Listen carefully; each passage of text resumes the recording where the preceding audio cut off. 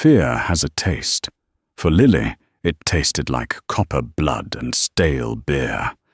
One wrong digit, that was the difference between life and death. Hiding in a locked bathroom with her chest caving in, she thought she was texting her estranged brother for help. She didn't know she had just pinged the personal line of Lucian Covello, the city's most ruthless underworld kingpin. Most people pray for an angel when they are dying. Lily accidentally summoned the devil. But sometimes, when you are trapped in hell, the devil is exactly who you need to burn it all down. This is the story of how a wrong number turned into a war for justice. Rain hammered against the cracked pavement outside the Greasy Spoon, a diner located on the forgotten edge of downtown Chicago. Inside, the air smelled of burnt coffee and despair. Lily Harper wiped down table 4, her movements stiff and guarded. Every motion sent a sharp jolt of electricity through her lower back, a souvenir from 3 days ago when she had been shoved into the corner of a granite countertop. She was 24, but her eyes held the exhaustion of someone twice her age. Her uniform, a pale blue dress that had seen better days, hung loosely on her frame. She had lost 10 pounds in the last month alone. "Order up, Lily. Stop daydreaming." The cook, a gruff man named Old Benny, shouted from the pass-through window. Lily flinched. The sudden noise made her heart hammer against her ribs. "Coming, Benny," she whispered, forcing a smile that didn't reach her eyes. She grabbed the plate of eggs and toast, balancing it carefully. She couldn't afford to drop it. She couldn't afford any mistakes. Mistakes had consequences. Her shift ended at 10:00 p.m. Usually, this was the time most 20-somethings went out to bars or clubs. For Lily, it was the start of the countdown. The walk to the apartment she shared with Derek Vaughan was only 6 blocks, but it felt like a march to the gallows. Derek hadn't always been this way. 2 years ago, he was charming. He was a struggling architect with a smile that could light up a room. But when the firm laid him off and the debt started piling up, the charm rotted away, revealing something dark and festering underneath. He drank to forget, and he hit to feel powerful. Lily unlocked the front door of apartment 4B on Elm Street. The lights were off. That was usually a bad sign. It meant he was sitting in the dark, stewing in his own misery. "You're late," a voice rumbled from the shadows of the living room. Lily froze, her hand still on the doorknob. "The diner was busy, Derek. I had to close out the register." The lamp clicked on. Derek sat in the armchair, a half-empty bottle of whiskey on the floor beside him. His shirt was unbuttoned, his hair disheveled. He looked handsome in a rugged way, which made the cruelty in his eyes even more terrifying. "Liar," he slurred, standing up. He swayed slightly, then steadied himself. "I called the diner at 9:50. No one answered. Who were you with?" "I was mopping the back," Lily stammered, stepping backward until her back hit the door. "I couldn't hear the phone." Derek laughed, a cold, humorless sound. "You think I'm stupid, Lily? You think I don't know you're looking for a way out? Looking for some other guy to pay your bills?" "I pay the bills, Derek." The words slipped out before she could stop them. It was the truth. Her tips kept the lights on. But it was the wrong thing to say. The air in the room changed instantly. The temperature seemed to drop. Derek's face went blank, stripped of emotion. "Oh, you pay the bills. You think you're better than me because you serve hash browns to truckers." He crossed the room in 2 long strides. Lily tried to duck to the left, but he was faster. His hand shot out, grabbing a handful of her hair. He yanked her head back, forcing her to look up at him. "Please, Derek, not tonight. I'm tired," she pleaded, tears pricking her eyes. "You're tired. I'm tired of your disrespect," he growled. He threw her. It wasn't a shove. It was a violent toss. Lily flew across the small living room and crashed into the coffee table. Her side slammed against the sharp wooden edge with a sickening crunch. The pain was immediate and blinding. It wasn't an ache, it was a white-hot spear driven through her torso. Lily gasped, but no air entered her lungs. She curled into a ball on the rug, clutching her side. "Get up!" Derek spat, looming over her. Lily tried. She pushed against the floor, but the agony was so intense, her vision blurred. I think something's broken," she wheezed. "Stop being dramatic," Derek sneered. He kicked her in the thigh. "I said get up." Panic, primal and terrifying, surged through her. This wasn't like the other times. The pain in her chest was wrong. Every shallow breath felt like inhaling glass. If he hit her again, specifically in the ribs, a bone could puncture a lung. She could die right here on this stained beige carpet. Adrenaline flooded her system. While Derek turned to grab the whiskey bottle, Lily scrambled on her hands and knees toward the bathroom. "Where are you going?" Derek shouted, spinning around. She didn't answer. She lunged through the bathroom doorway and slammed the door shut, twisting the flimsy lock just as Derek's body collided with the wood from the other side. "Open this door, Lily. Don't make me break it down." Lily collapsed against the cold tiles, gasping for air that wouldn't come. She fumbled for her phone in her apron pocket. Her hands were shaking so violently she nearly dropped it. Ben. She needed Ben. Her brother lived 3 hours away in Indianapolis. But he would call the police. He would know what to do. She hadn't spoken to him in a year because Derek had isolated her. But he was her only hope. Boom. The door shuddered as Derek kicked it. Lily's vision swam.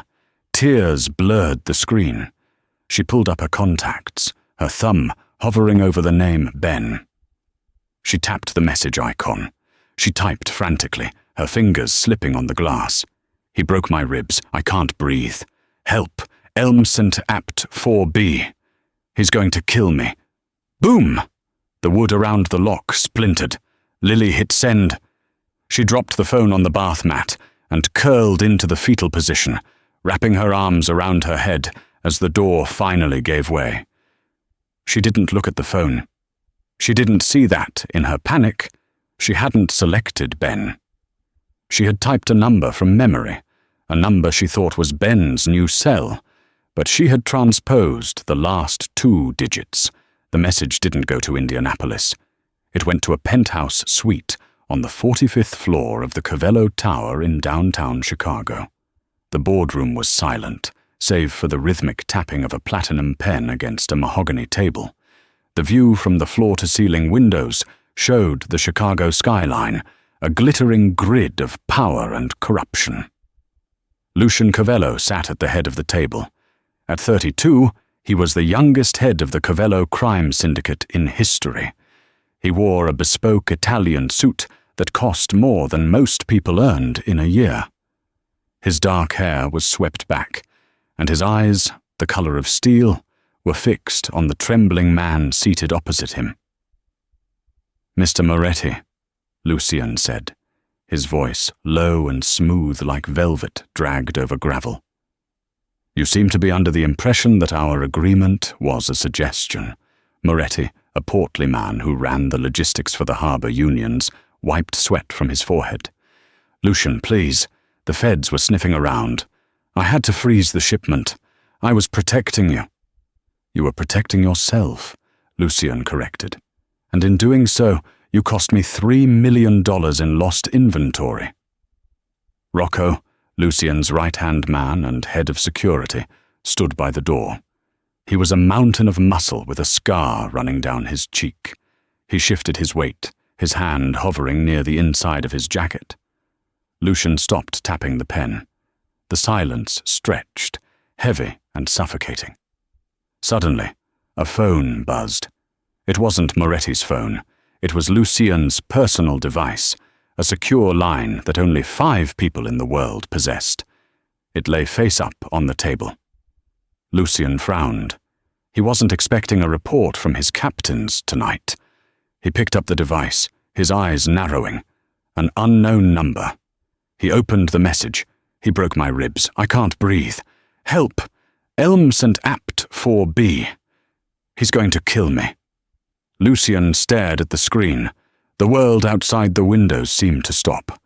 For a split second, he wasn't in the boardroom. He was 10 years old again, hiding in a closet, listening to the sounds of his father beating his mother in the next room. He remembered the smell of fear. He remembered the helplessness. His mother had died in a hospital bed 3 days later. The official report said, accidental fall. Lucian knew better. It was the moment his soul had hardened into ice. Boss? Rocco stepped forward, sensing the shift in the atmosphere. Everything okay? Lucian stood up slowly. The terrifying calm that usually surrounded him had evaporated, replaced by a cold, radiating fury. Rocco, Lucian said, his voice dropping an octave. Trace this number, now. He tossed the phone to the giant man. Rocco caught it, read the text, and his expression darkened. He didn't ask questions. He pulled out a tablet and began typing furiously. Moretti, sensing an opportunity to escape the conversation about the missing money, cleared his throat. Mr. Covello, if you have business to attend to. Lucian looked at Moretti as if he were an insect. Get out!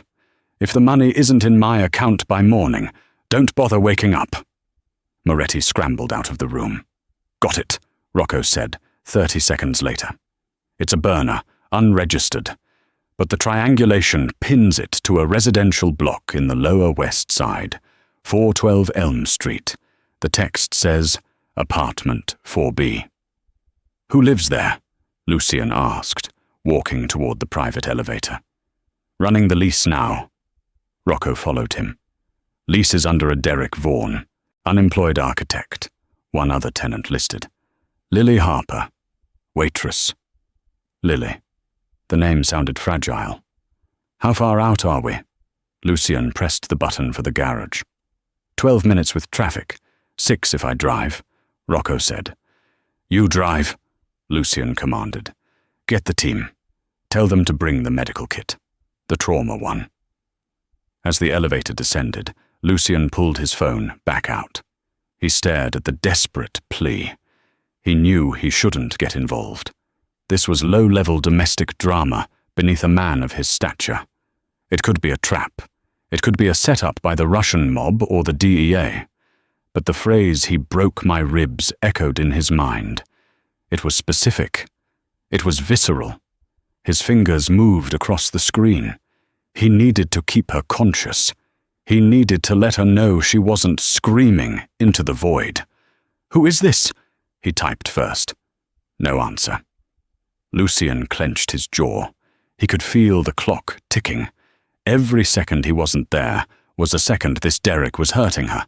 He didn't wait for a reply. He typed again. I don't know who you are, but I'm coming. Lock the door. Fight back. The elevator doors pinged open to the private garage where a fleet of black SUVs waited. 3 other men, part of Lucian's elite guard, were already scrambling into the lead vehicle. They were heavily armed. Lucian slid into the back seat of the Mercedes G-Wagon. Rocco jumped into the driver's seat and slammed the pedal down. The engine roared like a waking beast. Tires screeched against the concrete as they tore out of the garage and into the rainy Chicago night. Lucian watched the city blur past the tinted windows. He checked the chamber of the Glock 19 he kept in his shoulder holster. Rocco, Lucian said, staring at the rain streaking the glass. Yeah, boss. If she's dead when we get there, Lucian said, his voice entirely devoid of humanity. I want this Derek Vaughan alive. Do you understand? Rocco met his eyes in the rearview mirror. Loud and clear. We'll take him to the warehouse. No, Lucian corrected. The warehouse is too quick. We'll take him to the basement. The SUV ran a red light, swerving around a honking taxi. Lucian gripped the phone tight. "Hold on, Lily," he thought. "The devil is on his way." The bathroom door didn't just open, it disintegrated. The cheap wood splintered around the lock as Derek's boot connected with it for the third time. He stumbled into the small tiled room, his chest heaving, his face a mask of sweaty, alcoholic rage. Lily screamed, scrambling backward until her spine pressed against the cold porcelain of the bathtub. She held her hands up, palms open, a universal gesture of surrender. "Please, Derek, just stop. I'm sorry," she sobbed, the pain in her ribs flaring with every gasping breath. Derek didn't hear her. He was past hearing. He reached down and grabbed her by the front of her uniform, hauling her to her feet. Lily's legs gave way, her knees buckling, but he held her up, pinning her against the mirrored medicine cabinet. "You text him?" Derek hissed, his spit landing on her cheek. He saw the phone on the bath mat. "You text your loser brother?" He backhanded her. The ring on his finger caught her lip, splitting the skin. Lily tasted blood, warm and metallic. Her vision went spotty, black dots swimming in front of her eyes. She slumped, sliding down the wall, but he grabbed her hair again, jerking her head up. "I'm going to teach you a lesson about loyalty, Lily. One you won't forget." He raised his fist, pulling it back for a haymaker that would likely shatter her jaw. Lily squeezed her eyes shut. She thought of her mom, who had passed away when she was little. "I'm coming, Mom," she thought. "I'm finally coming home." She waited for the impact. It never came. Instead, a thunderous crash shook the entire apartment building. It sounded like a bomb going off. The front door of apartment 4B had been kicked in with such force that it was torn off its hinges. Heavy, rapid footsteps thudded across the living room carpet. Derek froze, his fist still raised in the air. "What the hell?" Before he could turn around, the bathroom doorway was filled with a massive silhouette. Rocco stood there, his gun drawn but pointed at the floor, his sheer size blocking out the hallway light. Derek dropped Lily. She crumbled to the floor, gasping. "Who are you?" Derek shouted, trying to summon bravado but failing. "Get out of my house! I'm calling the cops!" "We're not the cops," a voice said from behind Rocco. Rocco stepped aside. Lucian Cavello walked into the cramped bathroom. He looked wildly out of place in his three-piece Italian suit amidst the mildewed grout and peeling wallpaper. He didn't look at Derek. His eyes went immediately to the floor, to the crumpled, trembling figure of Lily. He saw the blood on her lip. He saw the way she clutched her side. He saw the terror in her eyes that was so deep it looked like madness. Lucian's face remained perfectly still, but the temperature in the room seemed to drop 20 degrees. He looked at Derek. It was the look a lion gives a gazelle before the slaughter, void of empathy, filled with predatory focus. "You must be Derek," Lucian said softly. Derek puffed his chest out. "Yeah? And who are you? One of her tramps?" Lucian didn't answer. He nodded once to Rocco. Rocco holstered his gun and stepped forward. Derek tried to swing, a clumsy, drunken punch. Rocco caught his fist in midair with one hand, twisting it violently. A sickening snap echoed off the tiles. Derek screamed as his wrist broke. He fell to his knees, clutching his arm. "No noise," Lucian commanded.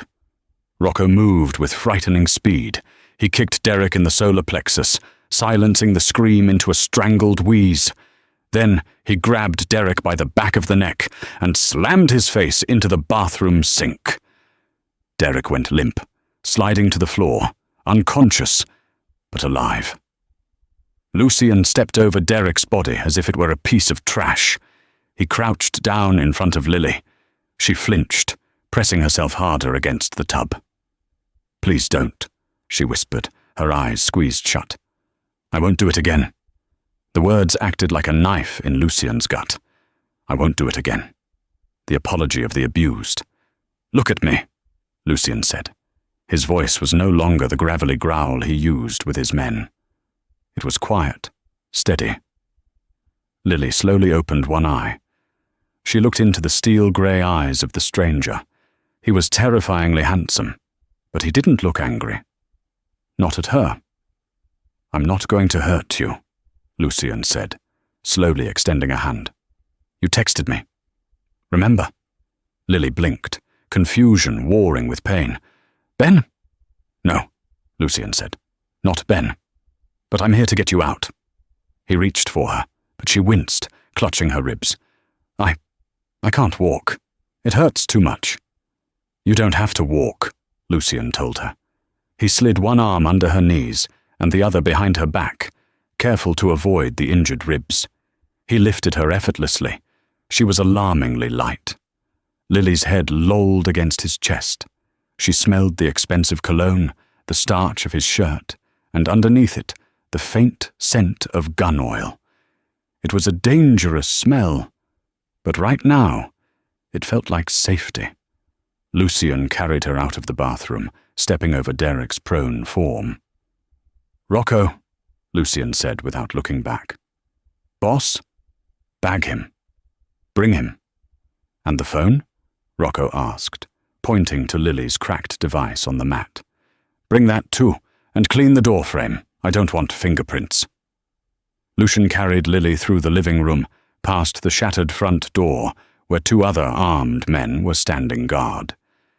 They nodded as he passed, falling into formation around him. They moved down the hallway of the apartment complex. Neighbors were peeking out of their doors, drawn by the noise. Go back inside, one of Lucian's guards barked, flashing the handle of a weapon tucked into his belt. Doors slammed shut instantly. In this neighborhood, people knew better than to witness a mob hit. They reached the street. The rain was still pouring. One of the guards opened the back door of the G-Wagon. Lucian slid in, keeping Lily cradled in his lap rather than placing her on the seat. He feared the bumps in the road would jar her broken bones.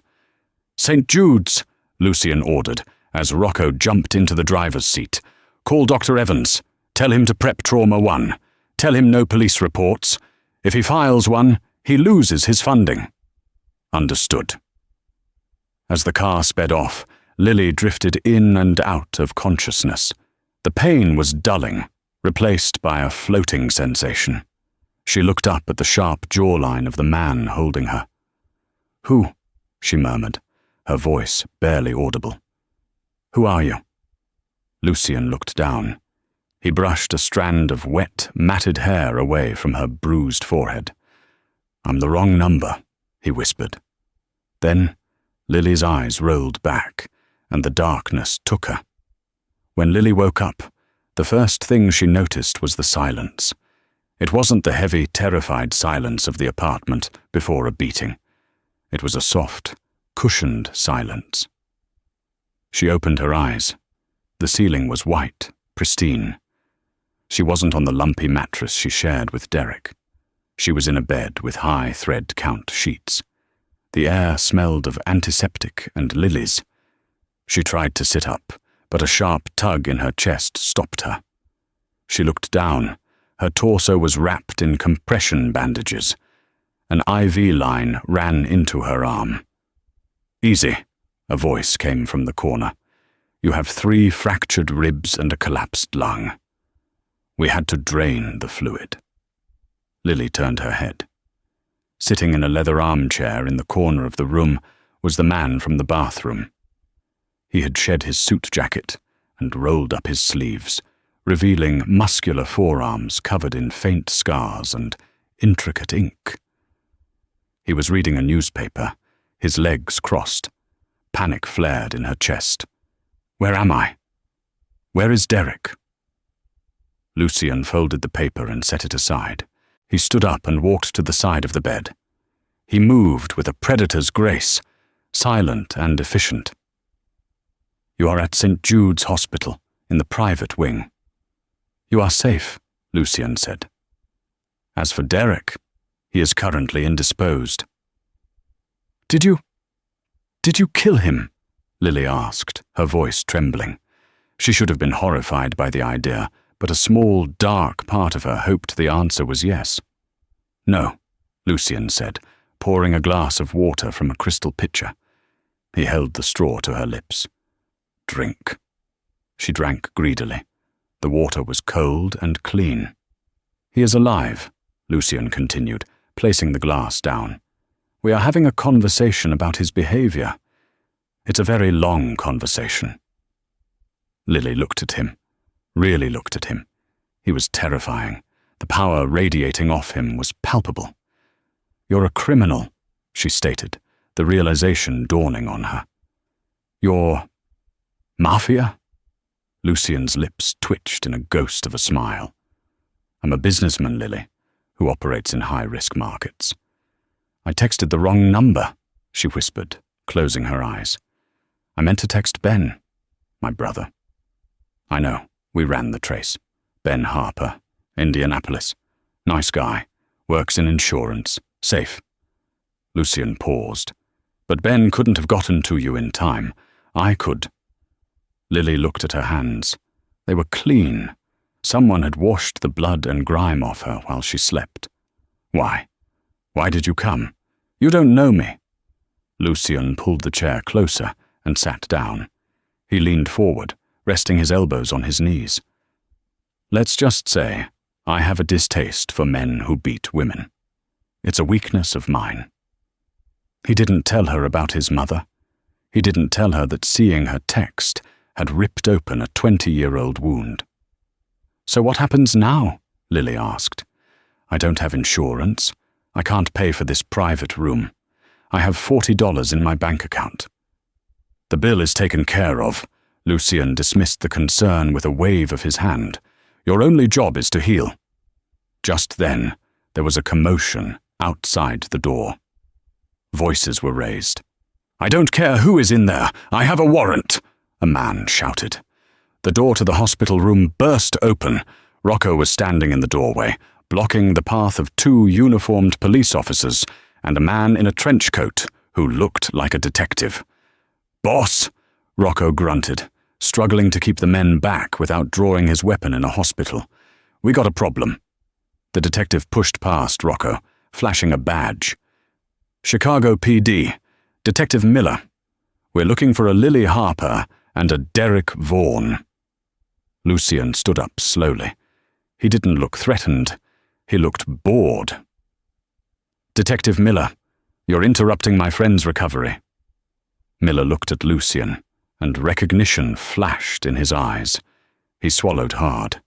Everyone in the precinct knew Lucian Covello. They also knew that half the department was on his payroll, but Miller wasn't one of them. Not yet.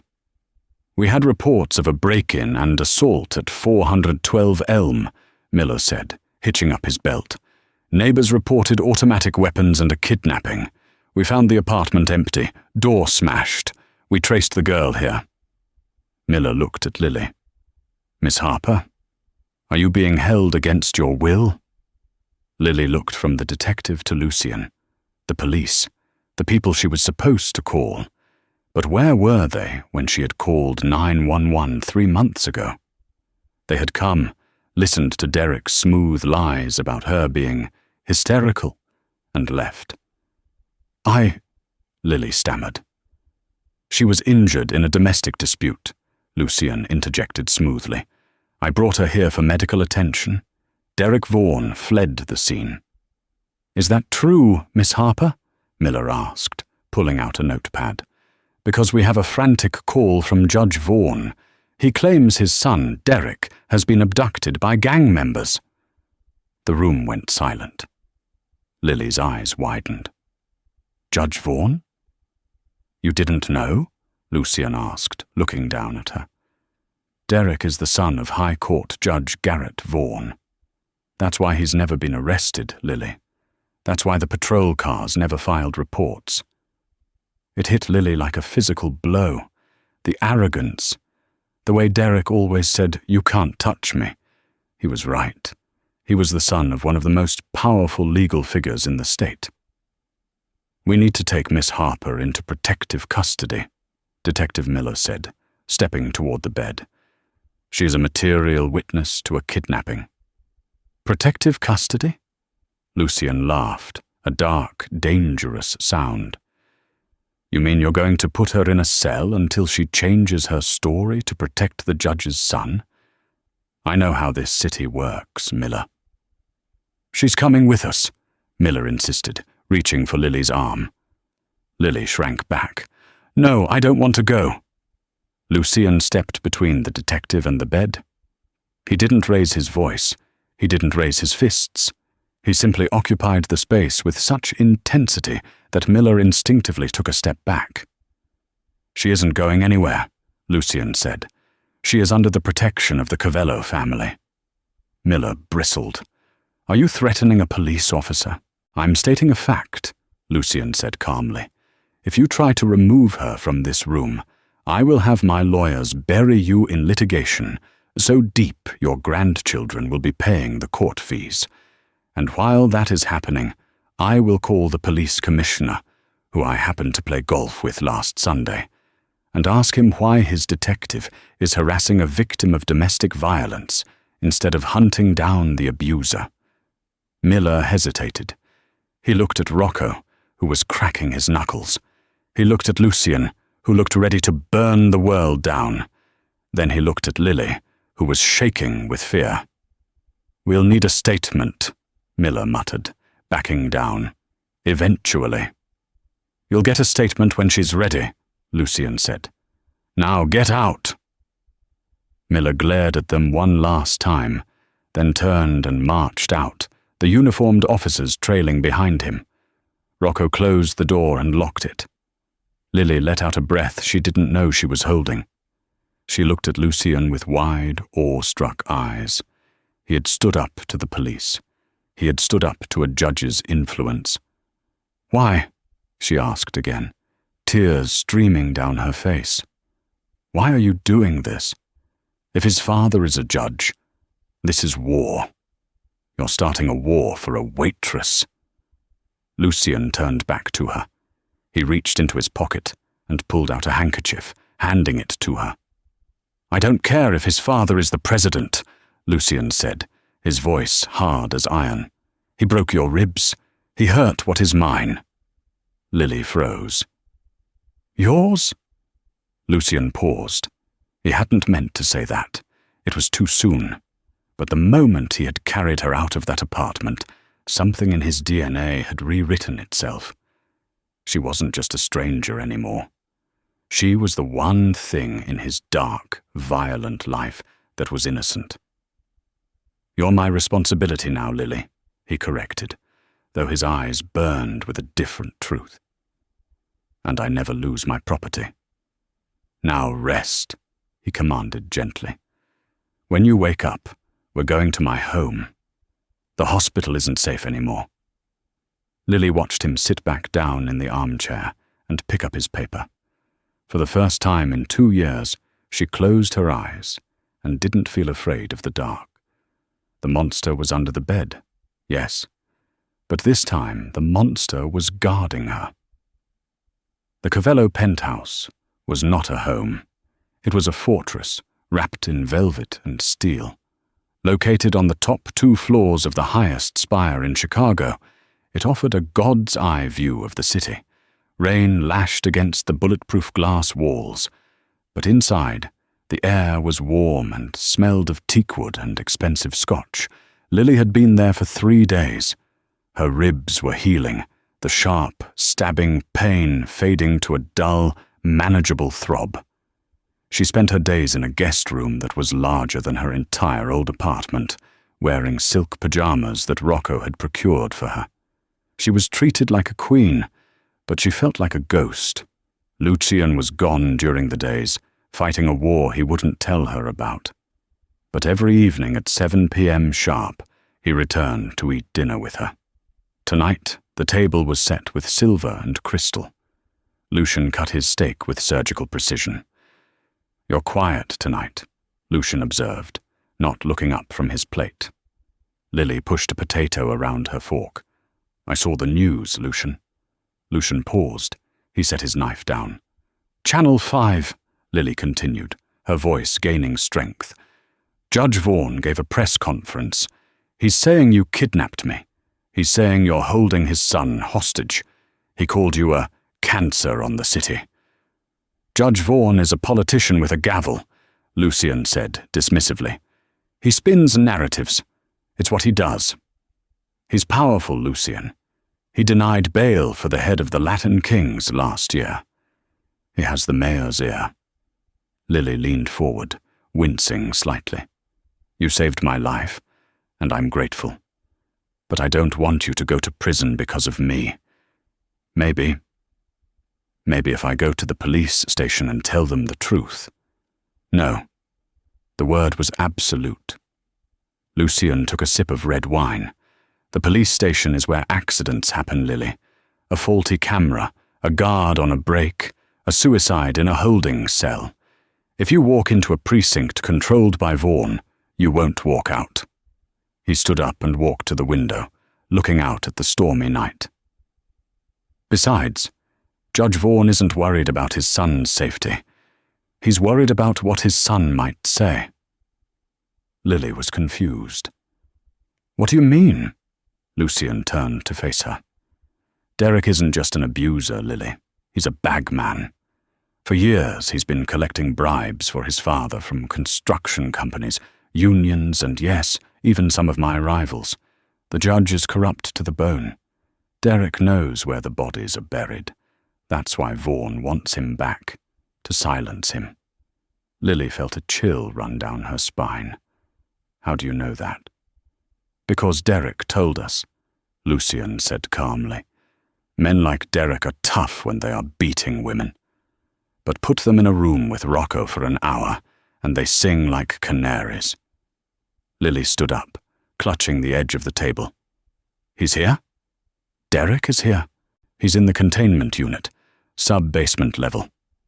I want to see him, Lily said. Lucian frowned. That is not a good idea. I need to, Lily insisted. Her hands were shaking, but her chin was high. For 2 years I was terrified of his shadow. I need to see him when he's not the one holding the power. I need to know he can't hurt me anymore. Lucian studied her for a long moment. He saw the steel forming in her eyes, the same steel he had forged in himself years ago. Very well, he nodded. Follow me. They took a private service elevator down past the garage, past the gym, into the bedrock beneath the tower. The air here was colder, recycled. Rocco was sitting on a metal chair outside a heavy steel door, reading a comic book. He jumped up when he saw them. Boss, you bringing her in here? Open it, Lucian ordered. Rocco unlocked the heavy deadbolt and swung the door open. The room was stark white, soundproofed. Derek sat on a metal chair, zip-tied to a table. He looked terrible. His arm was in a cast, his face was bruised, purple and yellow, and he was weeping silently. When he saw Lily, his eyes widened. Lily! Baby! He cried out, his voice cracking. Oh God, tell them to let me go. I'm sorry. I swear I'm sorry. We can go to therapy. I'll never drink again. Lily stood in the doorway, Lucian a silent shadow behind her. She expected to feel fear. She expected to feel the urge to run. Instead, she felt pity. He looked so small. Without his whiskey and his rage, he was just a pathetic, broken man. You broke my ribs, Derek, Lily said, her voice steady. I didn't mean to. It was an accident. I love you, Derek blubbered, straining against the zip ties. Lily, please. My dad will kill me if he finds out I talked. You have to get me out. You didn't love me, Lily said, realizing it for the first time. You just loved having someone to kick. She stepped closer. Derek flinched, thinking she was going to hit him. I'm not going to hurt you, she said softly. I'm not you. She turned to Lucian. I'm done. Let's go. As they walked out, Derek screamed after them. Lily, Don't leave me here. He's a monster. He's the devil." The heavy door slammed shut, cutting off his voice. In the elevator, the silence was heavy. Lily leaned her head back against the metal wall, tears leaking from her eyes. "Are you okay?" Lucien asked. "No," she said honestly. "But I will be." Suddenly, the elevator lurched to a halt. The lights flickered and died, replaced by the red glow of emergency lighting. "What's happening?" Lily gasped. Lucien's phone buzzed. He checked it, his face hardening into stone. "Rocco," Lucien spoke into his earpiece. "Status." Rocco's voice came through, tinny and urgent. "Boss, we have a breach. Power cut to the main grid. Sensors are down on the lower levels. It's a raid." "Police?" "No," Rocco growled. "Too quiet for cops. Mercenaries. Highly professional. They bypassed the outer perimeter." Lucien looked at Lily. "The judge isn't waiting for the legal system anymore. He sent a hit squad." He hit the emergency stop, then pried open the maintenance panel on the ceiling of the elevator. "Can you climb?" he asked Lily. Lily looked at her healing ribs, then at Lucien's intense eyes. "I can try." "Good," Lucien said, pulling his Glock 19 from his holster and racking the slide, "because the war has come to us." The elevator shaft was a vertical tunnel of darkness, smelling of grease and ozone. Lucien boosted Lily up through the hatch, then pulled himself up with effortless strength. They were stuck between the sub-basement and the lobby. "We need to get to the security room on the 10th floor," Lucien whispered. "I can override the lockdown from there and seal the building." "Why not the penthouse?" Lily whispered back, her heart hammering against her bruised ribs. "They'll expect us to go up. We go where they don't expect." Above them, they heard the clang of metal doors being forced open. Voices echoed down the shaft. "Check the cars. Clear the basement. Target is priority 1. No witnesses." "Move," Lucien commanded silently. They climbed the service ladder. Every rung was agony for Lily, her breath coming in short, sharp gasps. Lucien stayed right below her, his hand on her back to steady her, his gun trained on the darkness below. They reached the 3rd floor maintenance door. Lucien cracked it open. The hallway was empty. They slipped out into the carpeted corridor of the office levels. It was dark, illuminated only by the city lights outside. Suddenly, glass shattered at the end of the hall. 2 men dressed in tactical black gear with night vision goggles rappelled through the window. "Contact!" one shouted, raising a suppressed assault rifle. Lucien didn't hesitate. He shoved Lily into an open office doorway and fired 2 shots. Pop, pop. The lead mercenary dropped. The second one dove behind a desk, returning fire. Bullets shredded the drywall inches from Lily's head. She screamed, covering her ears, huddled under a mahogany desk. Lucien moved with terrifying efficiency. He didn't just shoot, he hunted. He flanked the desk, sliding across the floor. The mercenary stood up to aim, but Lucien was faster. A single shot to the chest, then one to the head. Silence returned, ringing in Lily's ears. Lucien reloaded instantly, checking the corridor. He ran back to Lily, grabbing her hand. "We have to move. That noise will draw the rest of them." They ran toward the stairwell. Lily was limping, her side on fire. "I can't," she panted. "Lucien, leave me. You can fight them better without me." Lucien stopped. He grabbed her face in his hands, his thumbs stroking her cheekbones. His eyes were fierce. "Listen to me, Lily Harper. I have millions of dollars, 3 estates, and an army of men.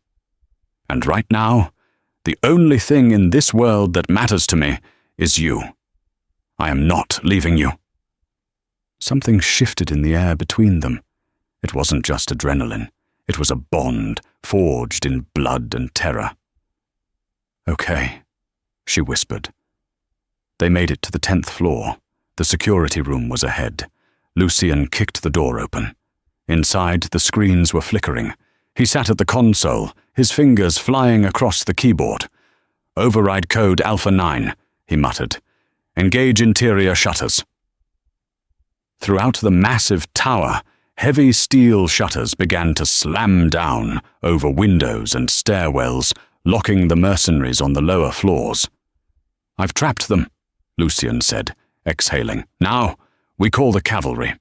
He picked up a secure landline, but before he could dial, the phone line went dead. "Smart," a voice said from the doorway. Lucian spun around, shielding Lily. Standing there was a man in a grey suit. He didn't look like a mercenary. He looked like a lawyer. He held a pistol with a silencer, pointed directly at Lily's heart. "Mr. Covello," the man smiled thinly. "I'm Mr. Thorne. Judge Vaughan sends his regards." "Thorne?" Lucian narrowed his eyes. "The cleaner. You know my reputation. Good. Then you know I don't miss." Thorne stepped into the room. "The judge is very disappointed. He wanted his son back quietly. Now he wants everyone dead, starting with the girl who started this mess." "She's innocent," Lucian growled, stepping in front of her. "No one is innocent," Thorne replied. "Move, Covello. I'm authorized to kill you, but the judge would prefer to see you rot in prison for the murder of this poor waitress. It's a better narrative. The jealous lover who snapped." Lucian calculated the distance. 10 feet. Too far to lunge. "Lily," Lucian said softly, "when I move, drop to the floor." "Don't be a hero," Thorne warned, his finger tightening on the trigger. "You can't beat a bullet." "I don't have to," Lucian said. Lucian suddenly grabbed a coffee mug from the desk and hurled it, not at Thorne, but at the fire alarm pull station on the wall to his right. Clang! The alarm blared. A deafening, ear-splitting shriek. Strobe lights flashed. Thorne flinched, distracted for a microsecond. Lucian didn't drop. He charged. Thorne fired. The bullet grazed Lucian's shoulder, tearing through the suit and flesh. Lucian grunted, but didn't stop. He tackled Thorne, slamming him into the server racks. The gun skittered across the floor, landing near Lily. The two men fought viciously. Thorne was skilled, using Krav Maga strikes, but Lucian was fighting with the rage of a man protecting his soul. Punches landed with sickening thuds. Thorne drew a knife from his boot and slashed, cutting Lucian's forearm. Lucian roared, grabbing Thorne's wrist and headbutting him. Bone crunched. Thorne stumbled back, dazed but regained his balance. He lunged for the knife he had dropped. "Stop!" Thorne froze. Lily was standing there. She was holding the silenced pistol with both hands. Her stance was shaky, but the barrel was pointed right at Thorne's chest. Thorne laughed, blood staining his teeth. "You won't shoot, sweetheart. You're a waitress." "I was a waitress," Lily said, her voice trembling but loud over the alarm. "Now, I'm the witness." Thorne sneered and took a step toward her. "Give me the gun." I said, "Stop."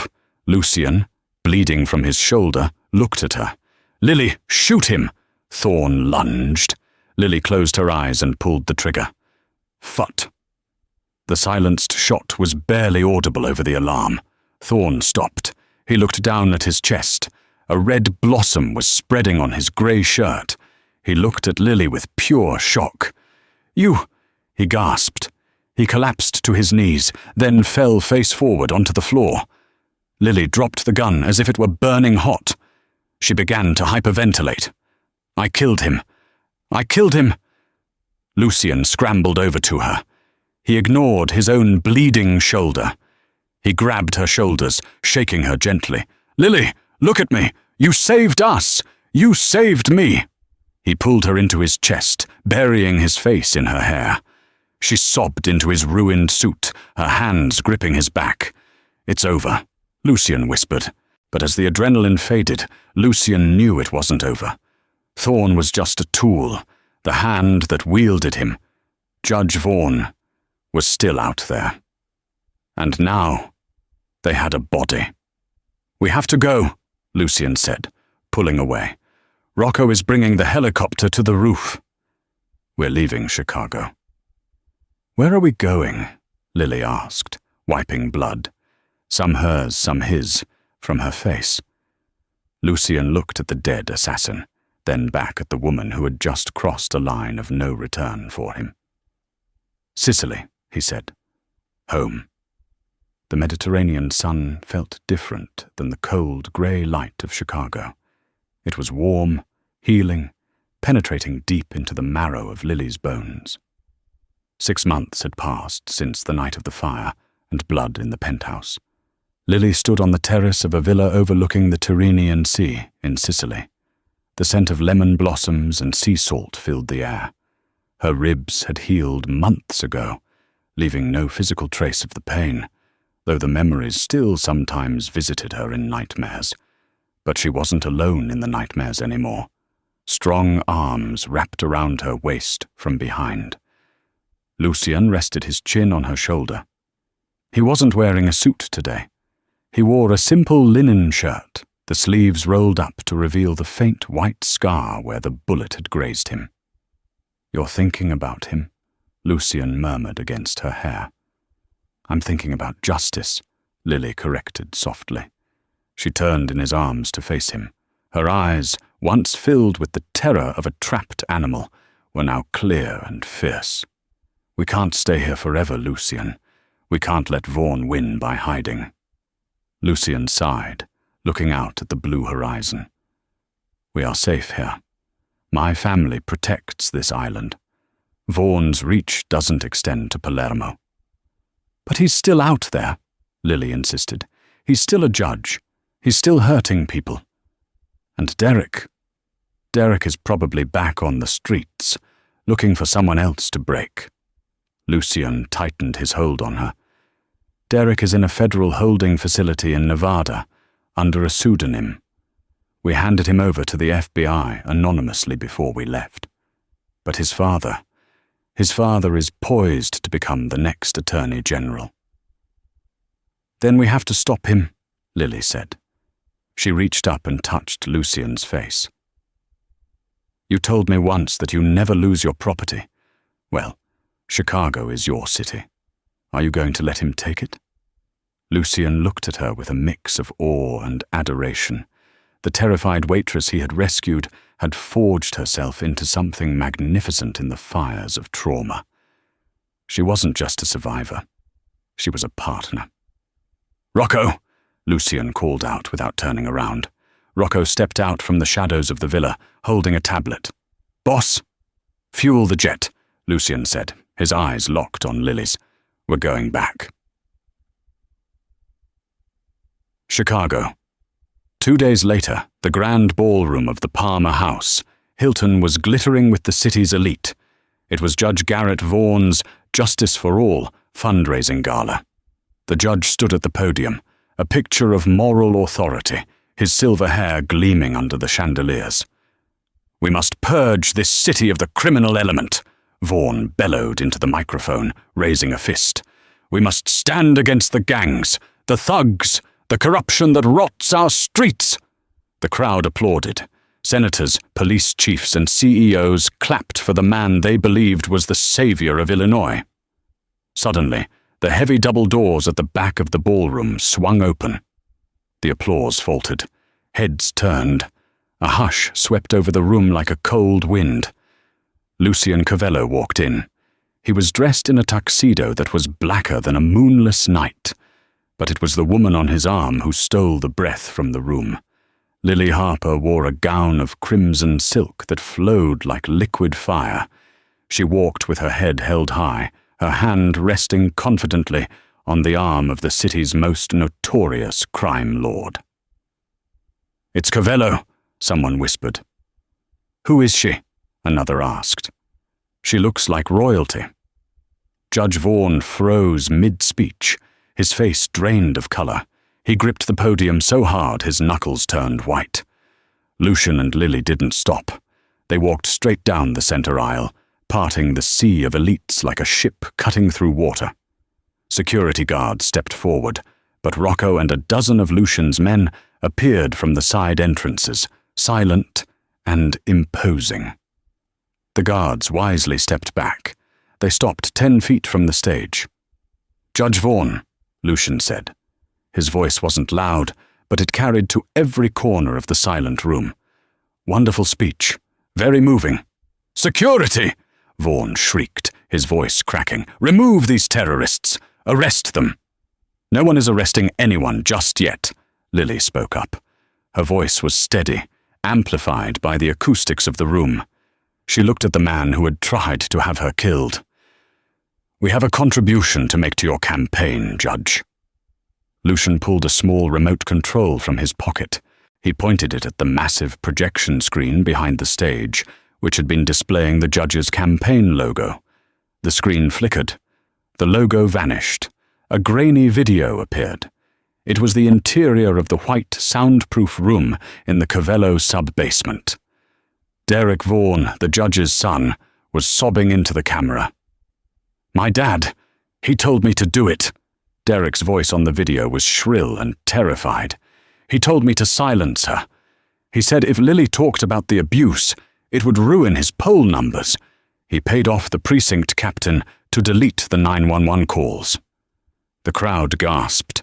Murmurs of shock rippled through the room.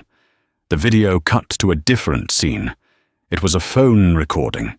The voice was unmistakably Judge Vaughan's. "I don't care how you do it, Thorne. Burn the building down if you have to. Just kill the girl and Covello. I want them dead by morning. I'll wire the remaining $500,000 when the job is done." Pandemonium erupted. Judge Vaughan stumbled back from the podium, knocking over a glass of water. "Lies! Deepfakes! This is a setup!" "It's not a setup, Garrett!" A booming voice came from the side.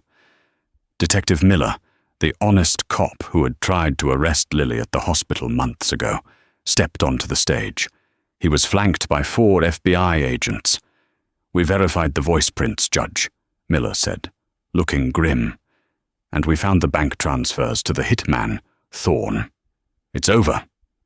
Miller slapped handcuffs on the judge's wrists. The flashes of 100 cameras went off, capturing the fall of the Titan. As the judge was dragged away, screaming obscenities, Lucian turned to Lily. The chaos of the room seemed to fade away, leaving just the two of them in the center of the storm. "You did it," Lucian whispered. "We did it," Lily smiled. They walked out of the ballroom the way they had come in. Untouchable. 3 months later. The sign above the door read, Lily's. It was a small, upscale bakery in the heart of the Gold Coast. The smell of fresh sourdough and vanilla filled the street. Lily was wiping down the counter, flour dusting her cheek. She was humming. She looked happy. Normal. The bell above the door chimed. Lucian walked in. He wasn't wearing a tuxedo or a tactical vest. He was wearing jeans and a leather jacket. He looked younger, lighter. Since the judge's arrest, the heat on the Covello family had dissipated. Lucian had leveraged the goodwill from exposing the corruption to legitimize half his businesses. He was slowly moving out of the shadows. "We're closed," Lily teased, not looking up. "I know the owner," Lucian grinned, leaning over the counter to kiss her. "I hear she makes the best cannoli in the city." "She does," Lily said, resting her forehead against his. "But they're expensive." "I can afford it," Lucian replied. He pulled a small velvet box from his pocket and placed it on the counter. Inside sat a diamond that caught the afternoon light. "I'm not looking for a waitress anymore, Lily," Lucian said, his voice dropping to that serious, intense tone she loved. "I'm looking for a partner. For life." Lily looked at the ring, then at the man who had answered a wrong number and changed her entire universe. She thought about the broken ribs, the fear, the rain, and then she thought about the Sicily sun, the safety, and the love that had grown from the ashes. She took the ring. "You texted the wrong number, remember?" she whispered, tears of joy pricking her eyes. Lucian smiled, a genuine, warm smile. No, Lily. I think, for the first time in my life, I got the number exactly right. Outside, the Chicago wind blew, but inside, everything was warm. And that is the story of how a single typo changed a life forever. Lily went from a victim silenced by fear to a queen who brought down an empire, all because she accidentally texted the devil instead of her brother. It reminds us that sometimes help comes from the most unexpected places, and that even in our darkest moments, we are never truly as alone as we think. What would you do if you were in Lily's shoes? Would you have trusted Lucien, or would you have run? Let me know in the comments below. I read every single one. If this story kept you on the edge of your seat, please smash that like button. It really helps the channel grow. And don't forget to subscribe and hit the bell icon so you never miss a new story. Until next time, stay safe and check your contacts before you hit send.